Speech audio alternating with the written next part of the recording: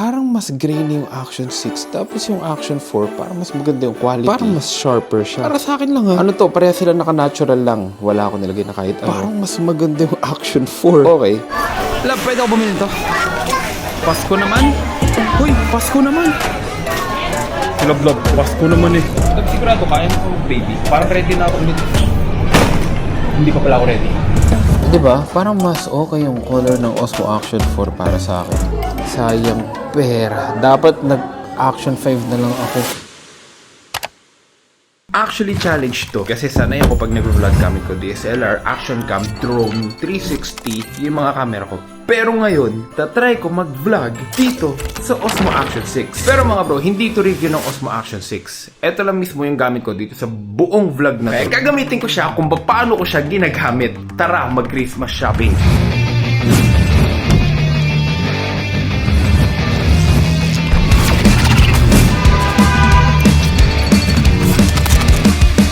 Nasa MOA na kami at ang problema kagad, taing-taing na si Mia. Hindi na siya makapagsalita. Sige, tayo ka muna para maayos ang Christmas shopping natin. Napa-order po talaga ako ng matcha para lang makatagi si Mia dito. Social naman ang tayo ni Mia po. Chat ka matcha Tokyo. Alright, let's go.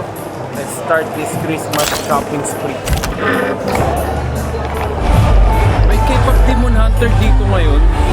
Kaso wala si Fuji ko, sayang no? Okay lang, nanay niya naman si Rumi.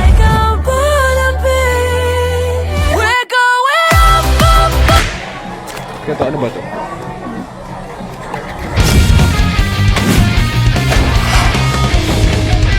Napakadami ko ba namang inaanak? Nahirapan kami ngayon pumili para kay Fuji ko. Alam mo, mahal na mahal namin yun. Gusto ko ito. Ang gusto ko yung maraming Barbie. Kaso gusto ng nanay niya, etong may kabayo. Ba't mas gusto mo yung may kabayo? Kasi mas kilala ko siya. Hindi mo siya kilala. Kilala ko siya, mahilig siya sa Barbie. Katabi niya kapag tulog mga Barbie niya. Oo nga. Oh. Ibig sabihin, sawa na siya sa Barbie. Kasi ang dami niya ng Barbie. Love, pwede ako bumili nito. Pasko naman. Uy, Pasko naman. Si Love, Pasko naman eh. Kids, ang swerte nyo. Love na love ko yung Ninong at Ninang. Swerte niya. Siyempre, hindi lang laruan para kay Fuji ko. Fashionista rin kasi yung baby namin eh. Kaya gusto niya na mga damit din. Siya rin yung mga damit, mga heels, gano'n. Yung heels ko sinusuot niya. Tapos siyempre, Huntrix fan din yun. Kaya sa ako sa Zara, may mga pang Huntrix din oh. Ito. Lilo and Stitch. May ba siya dito? Hilig din kasi. Pili ko mas gusto niya Huntrix. Buti na lang kasama ko si Mia sa ganito. Kasi puchat di mo maasahan sa ganito. Ang alam ko lang kumain, hindi lang na pagkain. Si Mia bala sa shopping para siya mapagod. No, not tonight. 지금 당장 날 바라고 있지만 Cause I'm empty and feeling my little soda pop You're all I can think of My little soda pop Habang si Mia busy sa pamimili damit ni Fuji ko, ako napili ng laruan ni Fuji ko. Dito siya mahilig ko. So, nagharap ako ngayon ng shoes ni Fuji ko. Kasi parang, feeling ko gusto niya ng bagong shoes na sandals. Feeling ko gusto niya ng something kikay na sandals. So, sobrang dami namin regalo kay Fuji ko. May laruan, may mga kailangan niya, may damit, everything. Kasi syempre, love na love namin yung baby na yun eh. Tsaka galing niya lang sa sakit, buti gumaling na siya. Thank you sa prayers niyo. Upgrade, babaguhin namin yung bote ni Fuji ko. From plastic, gagawin namin bote na. Kasi syempre may mga microplastic eh. Supposedly dati pa, pero parang ngayon lang namin nakita yung ganito. So para mas safe, ganito na lang. Sigurado kaya mo baby. Parang ready na ako ulit. Hindi pa pala ako ready. Medyo nag-enjoy ako gamitin to actually. Ang dali niyang bit-bitin lang. Tapos ang dali niyang ipwesto-pwesto lang no. Kesa hindi SLR na gamit. Nga lang lock siya ng ano eh, ng pagka-HD. Pero anyway, good camera to. Actually, ganito rin ginagawa ko sa Osmo Action 4 ko. Kaya parang wala pa rin ako makitang difference. Bukod sa mas matagal malobat to. Kasi yung Osmo Action 4, 2 hours bago malobat. Ito naman, 4 hours bago malobat.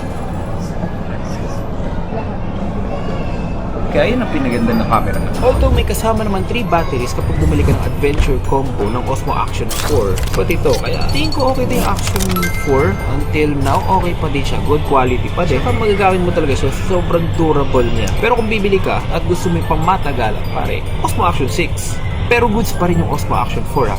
goods pa din. Still one of my favorite camera. Kasi nga point and shoot lang to. Kaya sobrang dali niya gamitin. At hindi ka pa sitahin. Kasi pag may dala kang DSLR camera, madalas kang sasawayin ng mga guards. Sir, bawal po yan dito. Pero for its price na under 30k, sobrang sulit. I think you should do it. It's a go.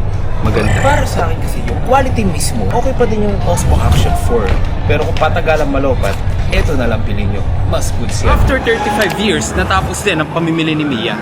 And of course, ang favorite part ko pag nagki-Christmas shopping, ang dinner. You better hang up that mistletoe. I'm on my way through the snow. Hitch a ride on a sleigh. Whatever it takes, there's no holding me back. I need to get to you real fast. Christmas wouldn't be the same. Oh, I just gotta say, you bring out the holly jolly me. Oh, you Sabi nga nila, ipilin mo na lahat. Huwag lang sarili mo sa pagkain to. Sarap. Now, this is a good food, bro. Cheers! bring out the holly jolly me. Oh, you're all I need.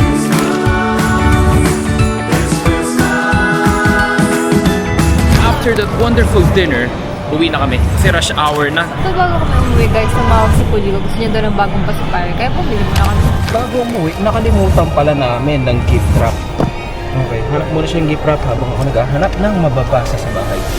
Walang gift wrap, love. Okay lang yan, hanap na lang tayo sa iba. Bali mo may ganun sa mga online shop, di ba? Sana lang umabot bago magpasko, dumating na. Baka dumating bago magbagong taon, di ba? Bad trip yun. Grabe yung traffic. Lagi lang traffic sa Kawit Cavite, no?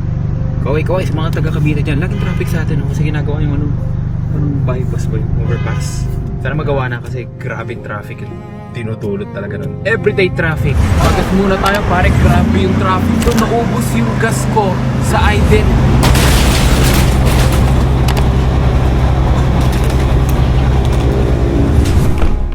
So, nakauwi na kami. At yun yung vlog natin gamit tong Osmo Action 6. Parang yung Osmo Action 4 ko lang din talaga.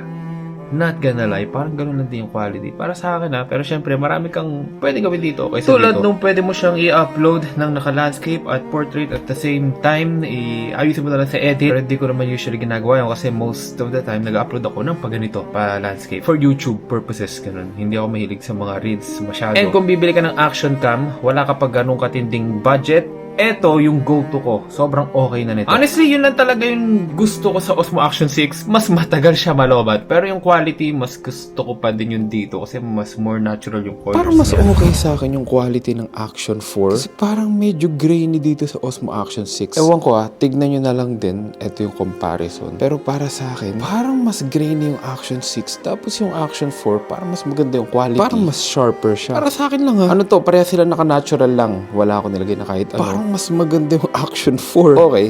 Kung bibili kayo ng action cam, first action cam nyo at medyo reasonable price, suggest picking up the Action 4 kasi ang ganda talaga ng quality ng Action 4. Di lang siya ganun kaganda sa low light pag gabi, pero okay lang din naman. Kaya ang winner para sa akin, Action 4. Mas gusto ko talaga quality nito. Just sayang yata pera ko sa Action 6. Kasi chinek ko din sa shots at saka pag nag-edit ako. Feeling ko mas okay yung colors talaga ng Osmo Action 4. Wala yun lang masasabi ko talaga. Mas okay pa din Osmo Action 4. Disappointed ako sa pagbili ko ng Osmo Action 6. Hindi ko in-expect na ganito pala kalabo. Ang grainy. Ewan ko, depende kung mag-a-update yan lang. Thank you for watching the vlog. Panoorin niyo yung video natin na yan kung hindi nyo pa napapanood.